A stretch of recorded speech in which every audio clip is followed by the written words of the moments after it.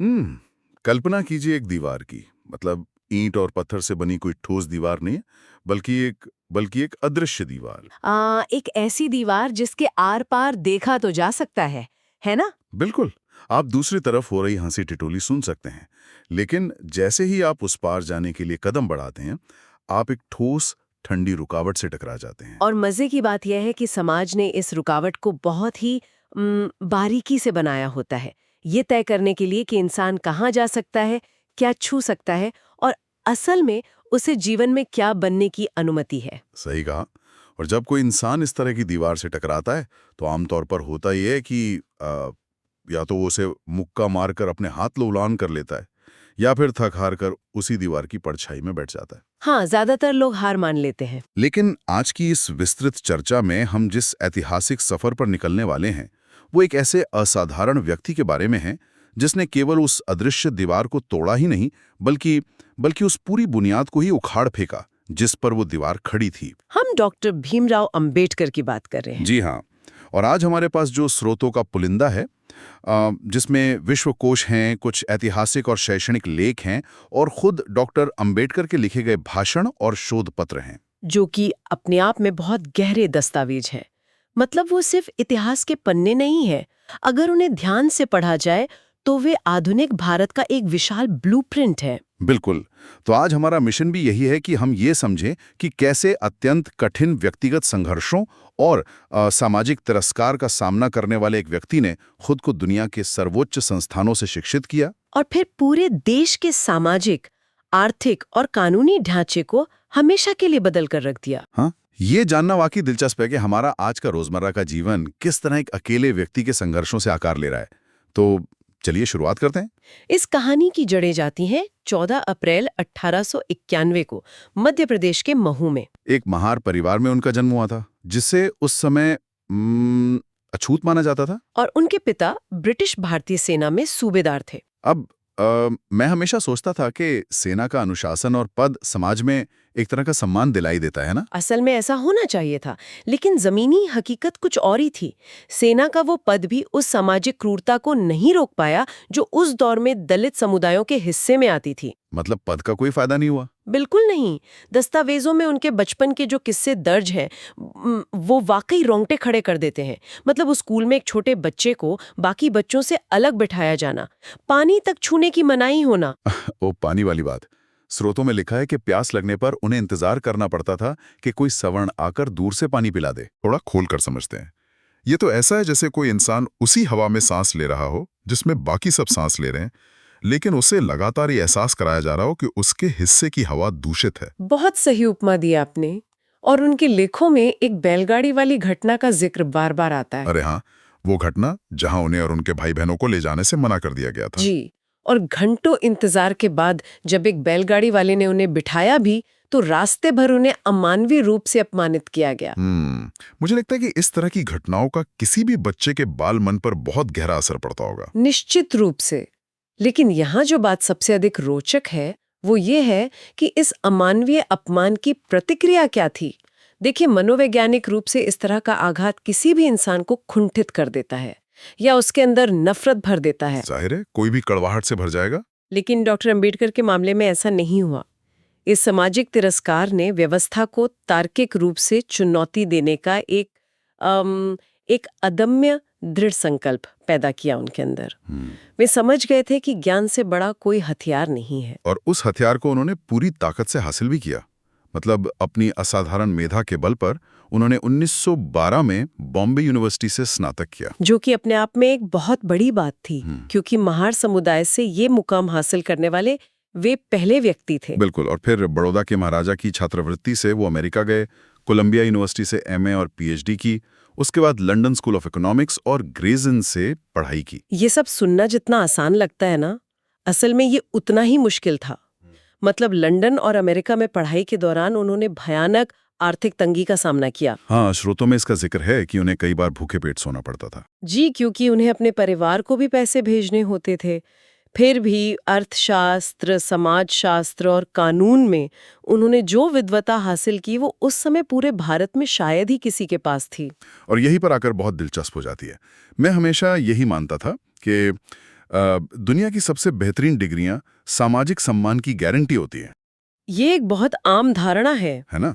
इंसान सोचता है कि कोलंबिया की पीएचडी तो हर बंद दरवाजा खोल देगी, लेकिन जब वे अपनी पढ़ाई पूरी करके भारत लौटे और बड़ौदा राज्य में एक ऊंचे पद पर नियुक्त हुए, तो उन्हें रहने के लिए घर तक नसीब नहीं हुआ। यही तो, इतने ऊंचे दर्जे के विद्वान होने के बावजूद उन्हें एक पारसी सराय में अपनी पहचान छिपानी पड़ी, और जब सच्चाई सामने आई तो उन्हें वहां से अपमानित करके निकाल दिया गया। ये बहुत ही कड़वा सच है। क्या ये इस बात को साबित नहीं करता कि डिग्रियां और ऊंचे सरकारी पद भी इन गहरी जड़ों वाले सामाजिक पूर्वाग्रहों को आसानी से नहीं मिटा सकते? 100% साबित करता है।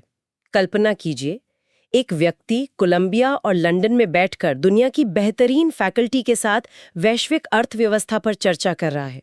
वहां उसके ज्ञान का सम्मान है, लेकिन अपने ही देश में उसे कमरा नहीं मिल रहा। तो वाकई ये सोचकर ही अजीब लगता है। असल में इस घटना ने उनके जीवन में एक जागृति का काम किया, जिसे हम अंग्रेजी में अवेकनिंग कहते हैं।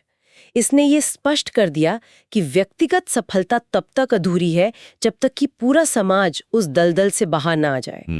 और व्यक्तिगत सफलता के इस खोखलेपन के साथ साथ उनके निजी जीवन की जो त्रासदियां हैं, उन्हें पढ़ना दिल दहला देने वाला था। बिल्कुल, उनका निजी जीवन बहुत ही संघर्षपूर्ण रहा। स्रोतों के मुताबिक 1906 में 15 वर्ष की उम्र में रामाबाई से उनका विवाह हुआ था, और घोर गरीबी के कारण उनके 5 में से 4 बच्चों का निधन हो गया था। वो दौर उनके लिए बहुत ही अंधकारमय था।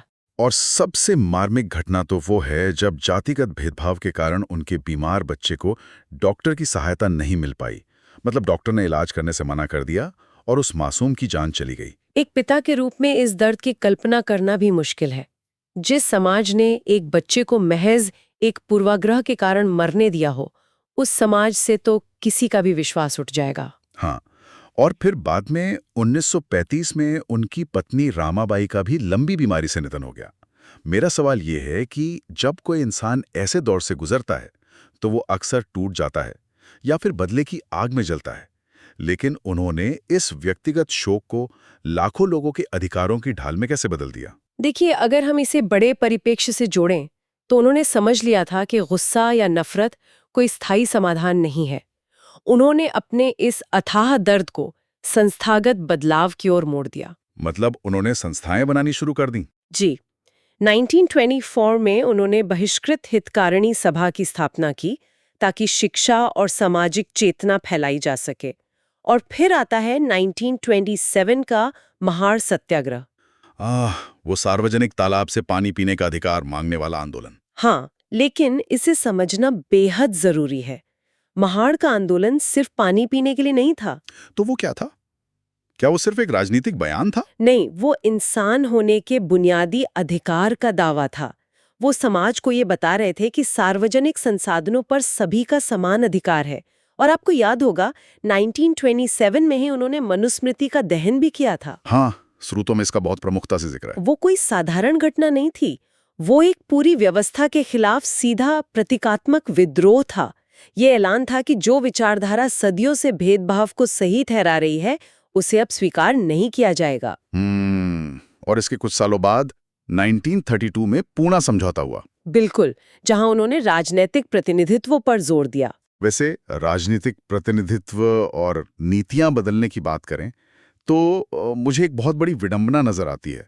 हम अक्सर उन्हें केवल संविधान निर्माता या किसी एक समुदाय के मसीहा के रूप में ही याद रखते हैं। ये बहुत ही सीमित नजरिया है उन्हें देखने का, है ना? लेकिन जब हम स्रोतों में गहराई से जाते हैं तो पता चलता है कि उन्होंने आधुनिक भारत की अर्थव्यवस्था और श्रमिक अधिकारों की पूरी नींव रखी है। बिल्कुल, ये एक ऐसा पहलू है जिस पर अक्सर बहुत कम बात होती है। 1942 में वाइसराय की कार्यकारी परिषद में श्रम सदस्य के रूप में उन्होंने जो नीतियां बनाई वो आज भी लागू हैं। जैसे कि वो काम के घंटों वाली बात। हाँ, उस समय मजदूरों से 12 से 14 घंटे काम लिया जाता था। डॉक्टर अंबेडकर ने ही इसे घटाकर 8 घंटे का कार्यदिवस लागू करवाया था। तो इसका मतलब ये है कि आज जो कोई भी सुबह 9 से शाम 5 बजे तक काम करता है, उसे पता ही नहीं है कि इसके पीछे श्रम मंत्री के रूप में डॉक्टर अंबेडकर का हाथ है। बिल्कुल।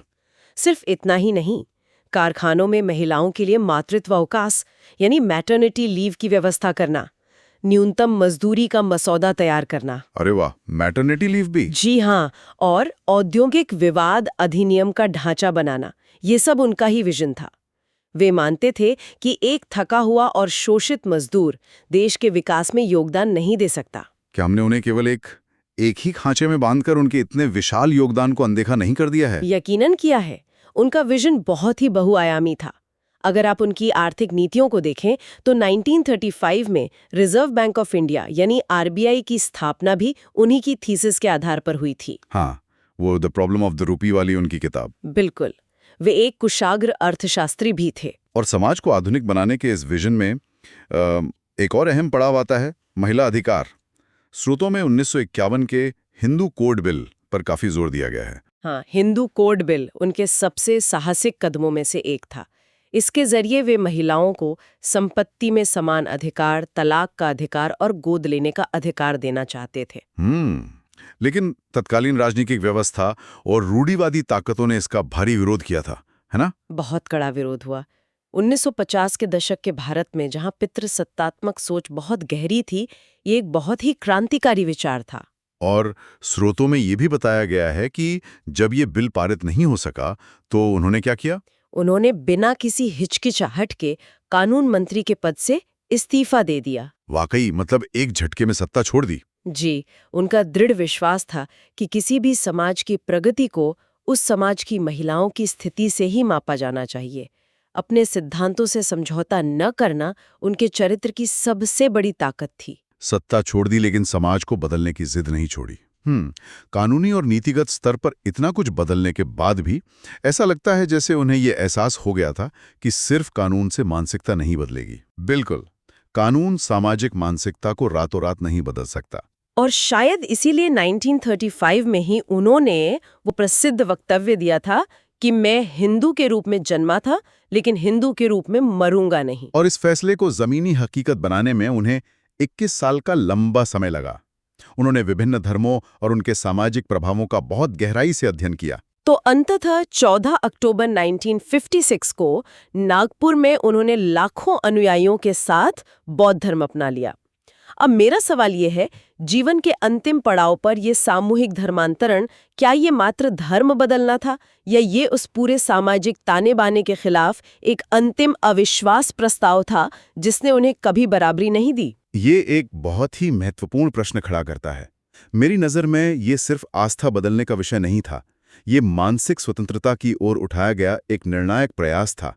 मानसिक स्वतंत्रता? हाँ, वे कानूनी रूप से छुआछूत को वर्जित कर चुके थे, लेकिन वे जानते थे कि असली आज़ादी तब मिलेगी जब लोगों के दिमाग से ऊंच नीच का भाव निकलेगा। बौद्ध धर्म समानता और करुणा पर आधारित था। ये उनके जीवन भर चले समतावादी संघर्ष का वैचारिक शिखर था। और इसके कुछ ही समय बाद 6 दिसंबर 1956 को दिल्ली में उनका निधन हो गया। ओमा 1990 में उन्हें मरणोपरांत भारत रत्न भी दिया गया। जी।